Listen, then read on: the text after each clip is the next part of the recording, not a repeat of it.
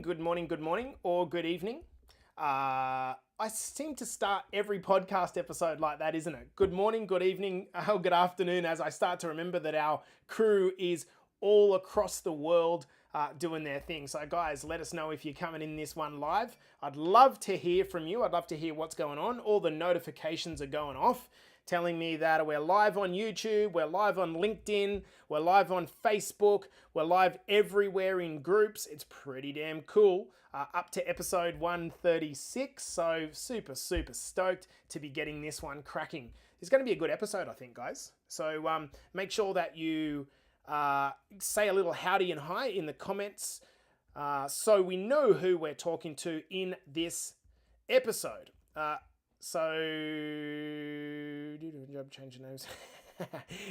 Sorry, I'm reading some comments actually coming through to me by DM. I'm reading what you're saying, Kenny. I'm reading, brother. So, guys, we're going to start this episode in 2 minutes. We're going to get deep in this episode, and I think it's going to be a really good episode for you guys. So, let us know if you're coming in live and how your weekend was. How was your weekend, team? So, are we warming up in Oz? What's going on? UK's in a heat wave. Canada's feeling beautiful. For God's sake, I don't even know how to do this anymore. I'm going to a wedding this afternoon, of all things.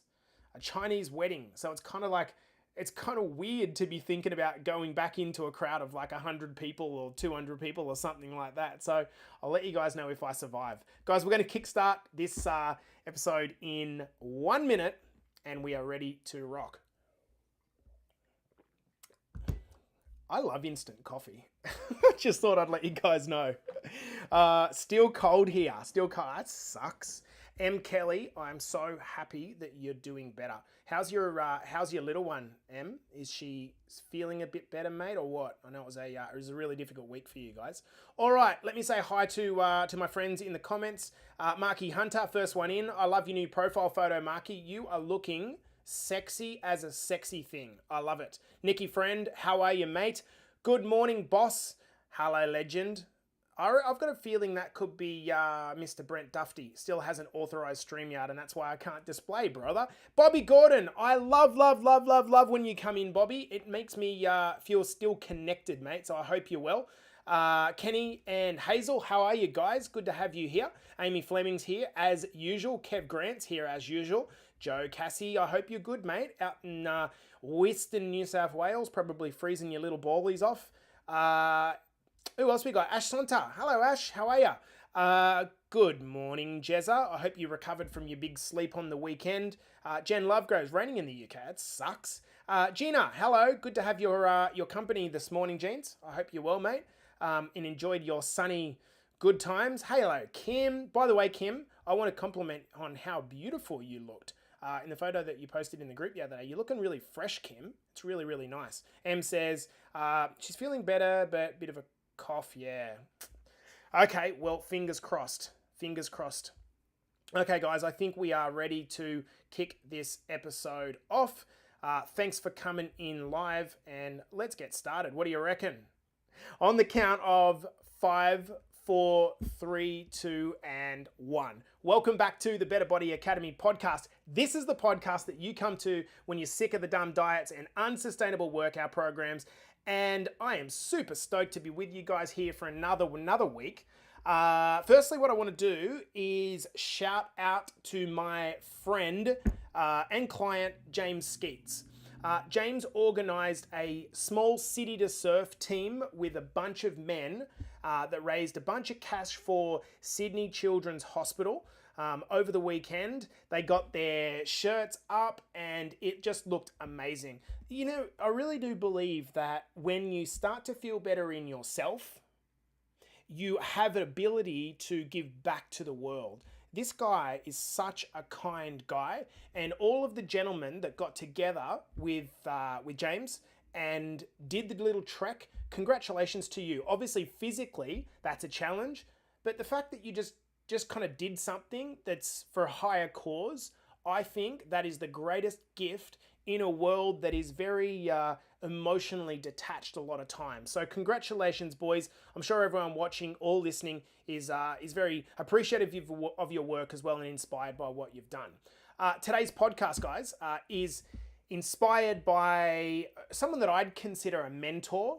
And I want to just say that mentors can come in very different forms. I think a lot of people think that mentors you have to be physically connected with. I don't think that's the case at all. Mentors you can have a virtual relationship with. You don't ever have to have met a mentor, but someone that's played a strong role in my personal development, and especially the more compassionate spiritual side, is a guy by the name of Shetty. Let me know in the comments if you guys know of Shetty. Jay is a super inspiring guy. The way that he speaks is so eloquent and beautiful and kind. And when you hear about his story, it's pretty cool. Like, he went from being this kind of wayward teenager to going and becoming a monk of all things, and then coming back to the real world and kind of existing in the personal development space. He's one of the best gurus in the world and just has this beautiful way with words. Now, last week, and Jerry says, yeah, listen to his meditations on the Calm app. I don't blame you, mate. It's like listening to the sound of God. So he did this podcast. I can't remember how recently it was, but it was around confidence. And I was super inspired by this podcast. I loved it and thought it was very relatable to our fitness journey. Okay. So what I wanted to do is kind of talk about it generally, each one of the points on how to build confidence, and then talk about how maybe that could relate in the context of your transformation. So what I'd encourage you guys to do, if you are listening along, rather than kind of, just, I get very like, you're listening to things and then if you don't do anything with them, it's kind of a waste, right? It's just noise.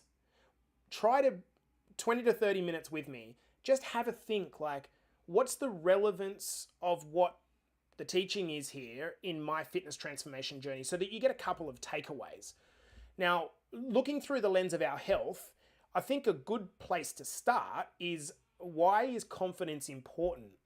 I saw a post the other day from one of my colleagues in this space that said, she did a post saying something like, why do you think you're a life coach now? Or something to that effect.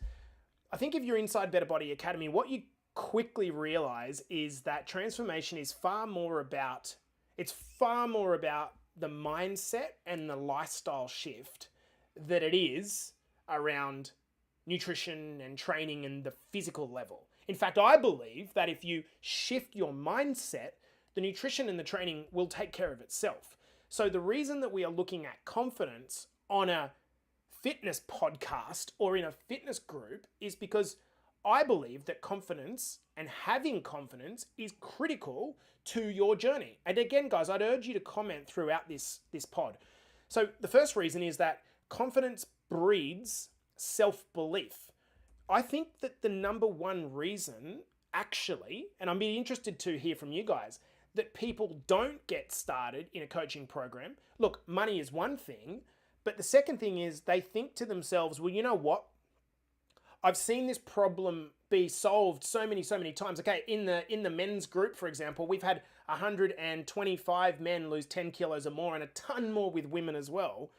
But we think to ourselves, but it won't work for me.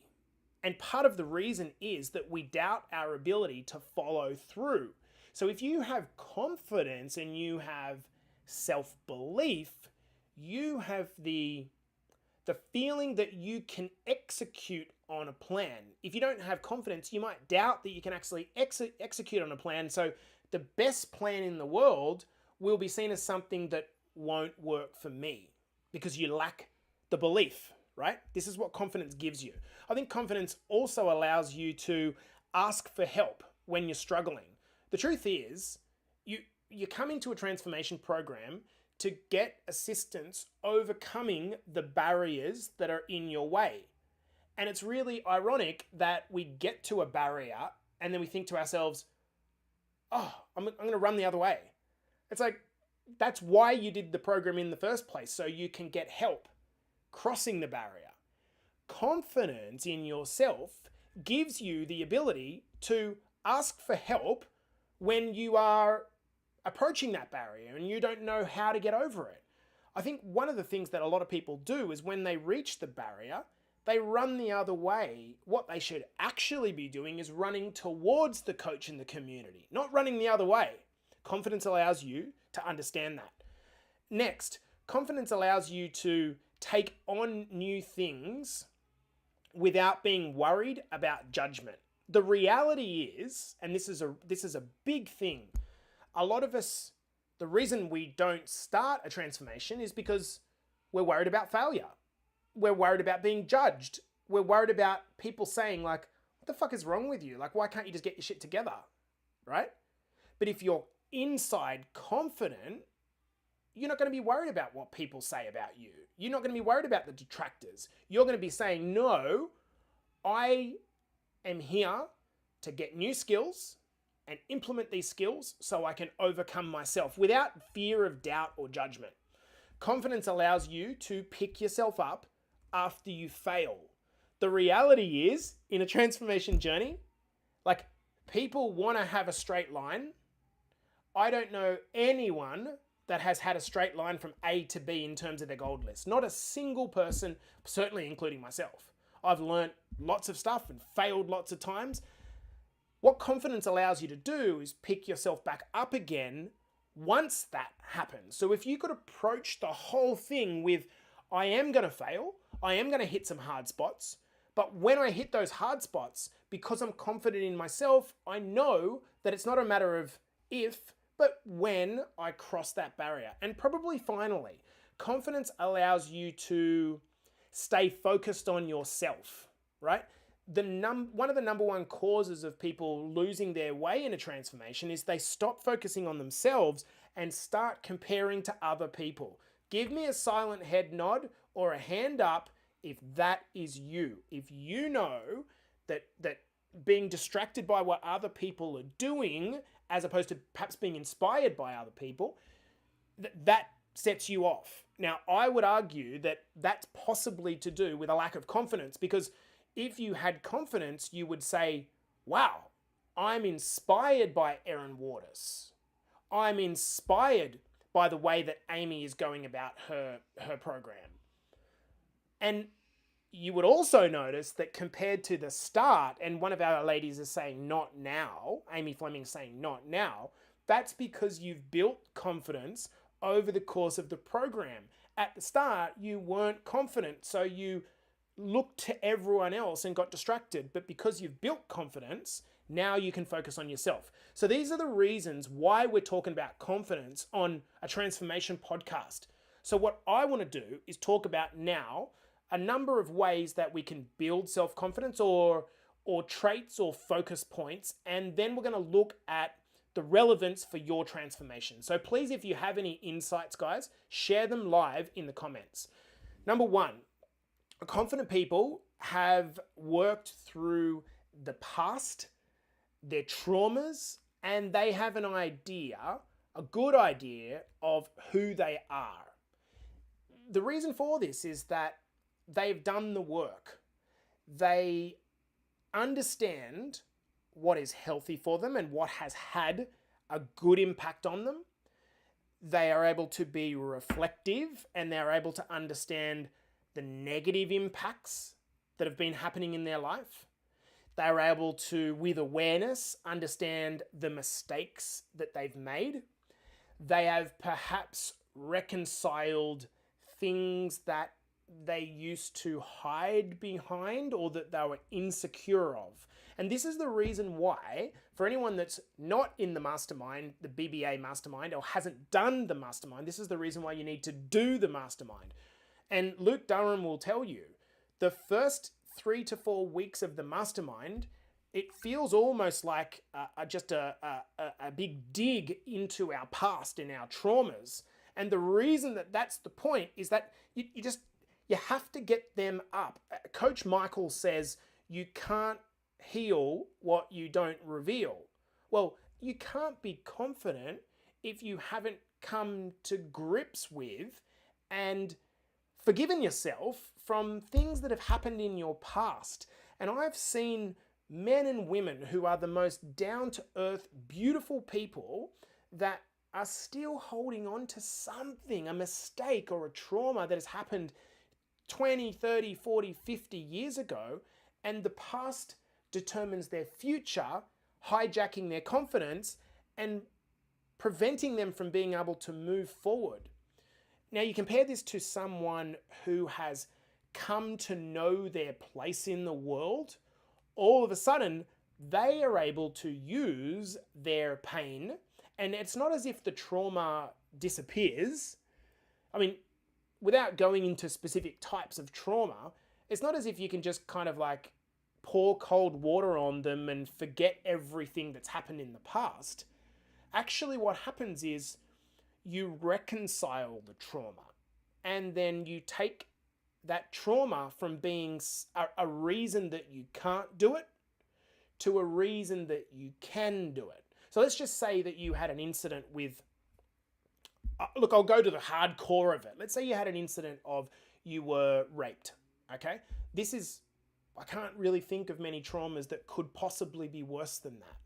Well, at a certain point in time, although I can't speak from a first-person position, I've seen it, is that at the start, it's something that holds you back, makes you feel invalid, unworthy, that you have guilt and shame around.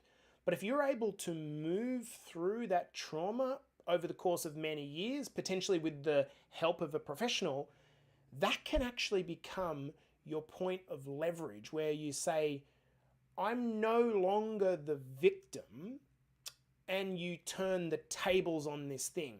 Can you imagine the level of confidence that you would get out of being able to reconcile that?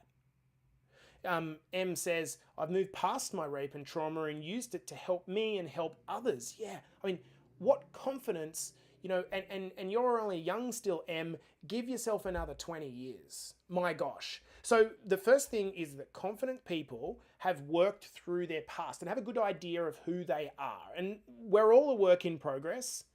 But as opposed to the pressing of those wounds causing deeper and more penetrative trauma, instead, actually, it causes strength. All right, let's go.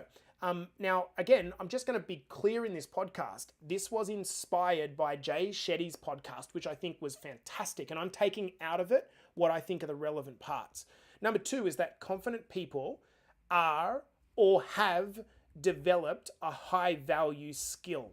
Oh, I love this point so much because we learn to value ourselves. I think if you are a confident person, you are not waiting for external validation. Instead, you may be really good at one thing, and because you're really good at that one thing, you know the amount of grind and resilience that it has taken for you to become great at that one thing. That creates leverage. That creates confidence. Now, I'll give you a simple example. I have had to go through so much grind and shit to the point where I feel decent at coaching, a high value skill that people are willing to pay for, which gives me inner confidence. Now, there are many different high value skills. It could be a personal skill like Coach Michael, highly empathetic, incredibly empathetic. This is a very high value skill to have, particularly as a coach. Or we might go to something like Nick Friend or Amy Brown, both incredibly good photographers. And when you're incredibly good at something and you build upon that skill, this gives you a kind of an insight into what happens when you put the time and the work and the effort into something. Now let's turn this kind of conversation, high value skill, to transformation. Where would that be relevant? Well, I think actually the highest value, well, let's talk about maybe 2. The highest value skill that you can develop in your transformation is being able to eat properly and track your nutrition. Here's the thing, right? If you want to maintain weight for your entire life, still be able to go away on holidays, still be able to blurge out every now and then and get on the beers or do whatever you want to do, but you know how to track your nutrition, you're always going to be able to rein it back in because you have the high value skill. If you don't have that high value skill, you think that nutrition is about eating clean and kind of guessing and hoping that it works. That's not actually the way it works. Nutrition is such a powerful lever that if you understand tracking your nutrition and eating properly, you can completely change your life. You can start to fuel your body and still lose weight instead of starve your body and be hungry. Like, what a high value skill. I've got another high value skill, and that is the ability to pick yourself up off the floor and realize that failure is not fatal. Failure is not fatal. That's a high value skill. This gives you confidence. Confidence that you can continue on regardless of what happens to you, that you can take a long-term viewpoint, you can think to the future without having to worry about, what did the scale say today? You're less deviated or taken off course by small things. So number 2 is confident people have a high value skill, or they're developing a high value skill. Number 3, which kind of flows off that, which is confident people are constantly learning new skills. If someone ever says to me, Jace, quite often actually people say, when I ask them what they want long term, their answer is happiness. And they connect fat loss to happiness. But I've seen often enough that just because someone loses weight, and they might lose 50 kilos, that doesn't automatically mean that when they lose the 50 kilos, they're going to be happy. There's a correlation there, but I don't believe that it's the weight loss that causes the happiness. It's the growth journey that causes the happiness. Does this make sense? So when you increase your skill set, you start to change your mindset. That's what causes the happiness. That's what causes the happiness. I'll give you another example. People say that they are going to be happy when they make more money. I am making more money than I used to make. So you could conclude that it's money that's making me happier. That's not the case. It is the skills that I am developing and the growth that I'm undergoing that's causing me to become happier, which inadvertently makes me more money. Does this make sense? So I really do think that we've got to be careful on what to attach our happiness to. If we attach our happiness vehicle to fat loss, it will go along for the ride, but it won't be the thing. The happiness comes when you're consistently growing. And this is because when you feel more inner confident, not needing to be validated by other people, you can go to a social circumstance. For example, I can go to this wedding today where the only people I know at the wedding are Cordia's immediate family, but I can go, and because I've learned a lot of stuff across different fields, I know that I'm not going to get caught in one of those conversations where it's like, oh fuck, I've completely run out of things to say and I have no input to this conversation at all. Instead, like, even if it's something that I hate, I can talk about it with at least some baseline level of understanding. And this comes from reading wildly, not spending all your fucking nights on Netflix and reading junk that just pollutes your mind. Instead, just involving yourself in learning new stuff. And it's kind of exciting because sometimes when people say, how do I find my passion or my purpose? Well, I think when you go out and force it, it evades you. But if you're just very curious in your approach to life and you just start doing more things, there's probably more chance that you're going to come into contact with something that you like, right? If you're staying inside your house and watching Netflix, you're just not going to come into much that you like. It's kind of like if you wanted to meet a person, well, you've got to actually get on one of the e-dating websites. Otherwise, you're just sitting in your house waiting for something to happen. It's not going to work. So going out and exposing yourself. So I want you to imagine going back to your dating days. I used to be really unconfident, not confident in dating because I hadn't traveled the world. And I felt like I would go along to a date and just be sitting there opposite this woman and just after 10 minutes just run out of things to say. And that'd be really embarrassing because it's like really fucking awkward when you're sitting there eating a meal that is, you know what I mean? But when you have done more things and you've grown and you've learned, you're able to call upon those things. And the conversation starts to flow because you're coming from a place of authenticity. Now, how is this relevant in your transformation? Well, at the core, one of the biggest things that causes people to fail in a transformation is they're working really hard doing the wrong thing. If you work really hard doing the wrong thing, as an example, I'm working really hard to clean eat. And I'm sitting there with my olive oil and my avocados and I'm dancing around and it's like, I feel, what the fuck's going on? I'm not losing weight. You're working really hard to eat better, quality-wise, but you're not losing weight, so then you get pissed off and frustrated.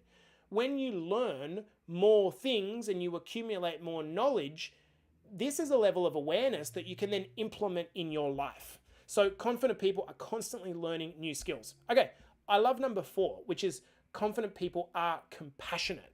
And when I say compassionate, I mean for not just other people, which is what we tend to think about, but start with yourself, okay? Confident people, they don't take themselves too seriously because they realize that imperfection is everywhere. One of the things that Coach Travis has become very good at recently is taking very messy action. He probably in previous times wanted to wait until everything is perfect before he acted. The problem is that's a form of procrastination. I think the quest for perfection leads to more failing than anything else. So let me ask you a question. What happens when you fail? What language do you speak to yourself with? Is it a crucifixion? Or is there a level of compassion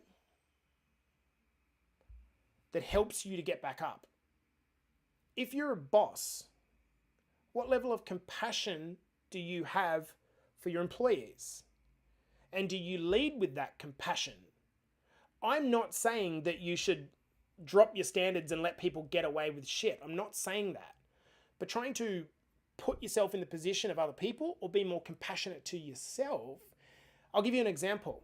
Let's say that I want to know the answer to every question around nutrition and training that you guys would ever have. But the truth is I don't and I can't know that.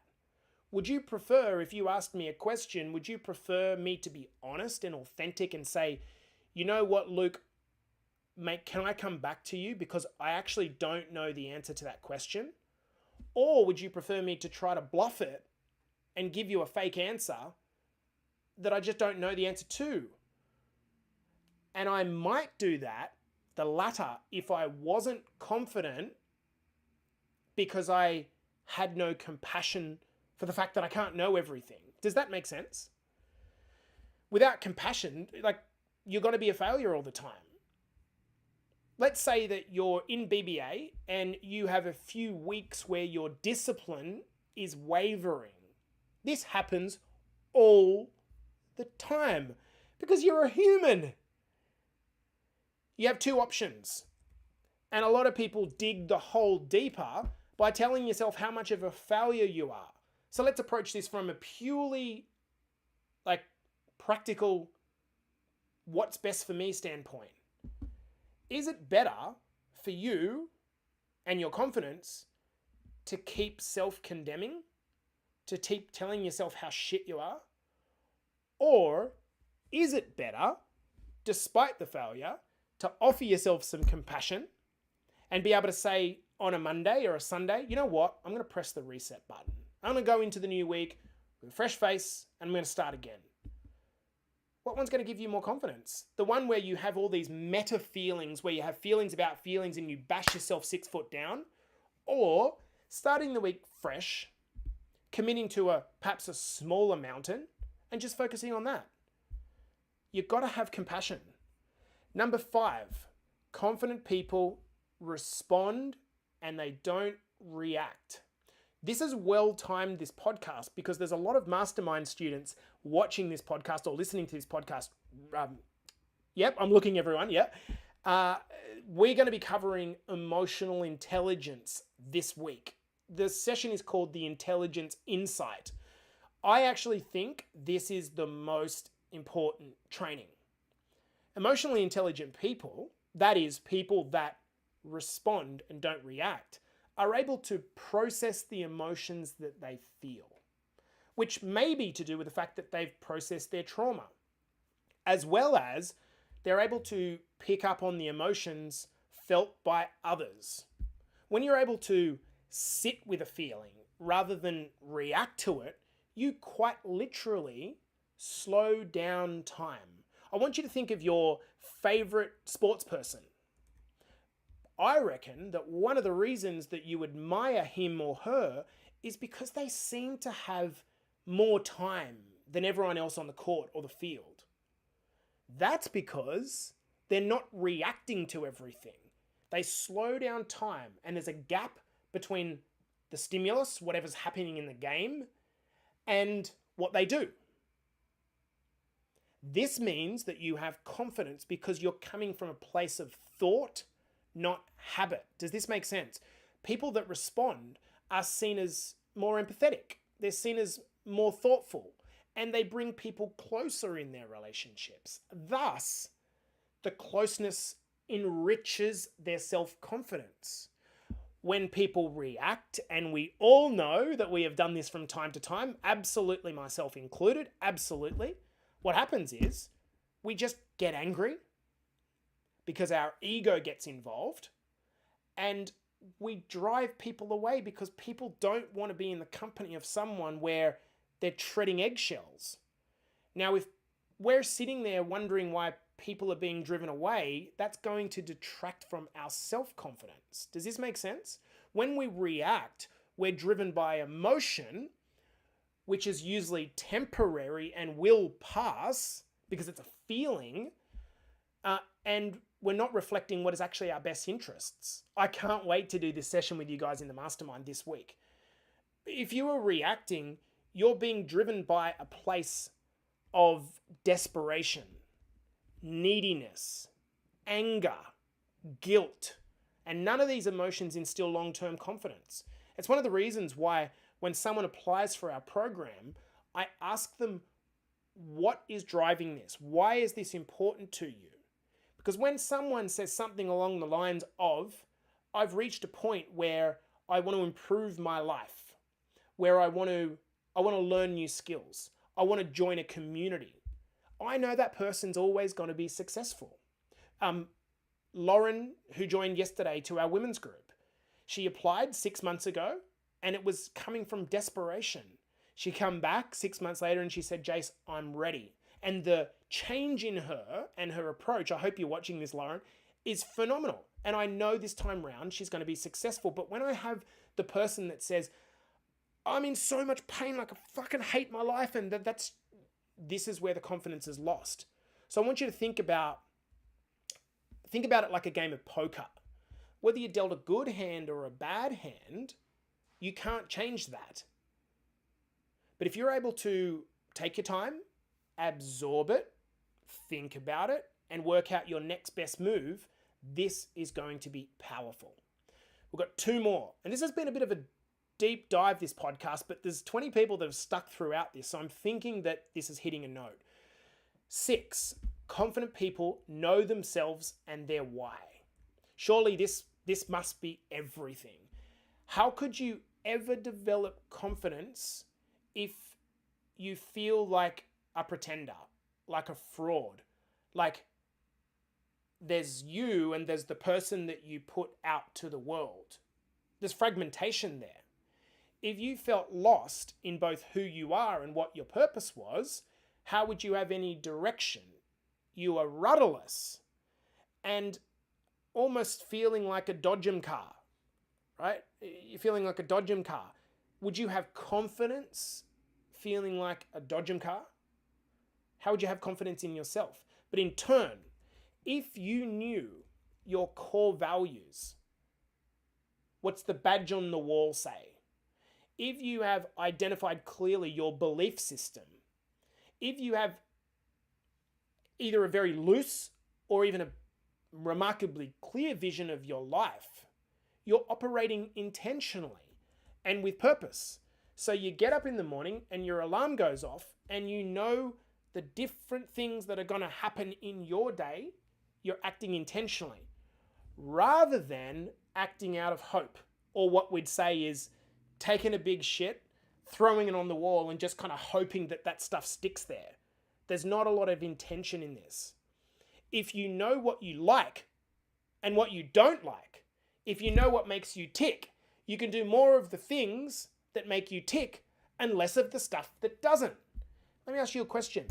If you got to do less of the things that you hate doing as a result of the fact that you knew what your core values are, would this help you to feel more in alignment? And if you felt more in alignment, would this help you to feel more confident? Absolutely.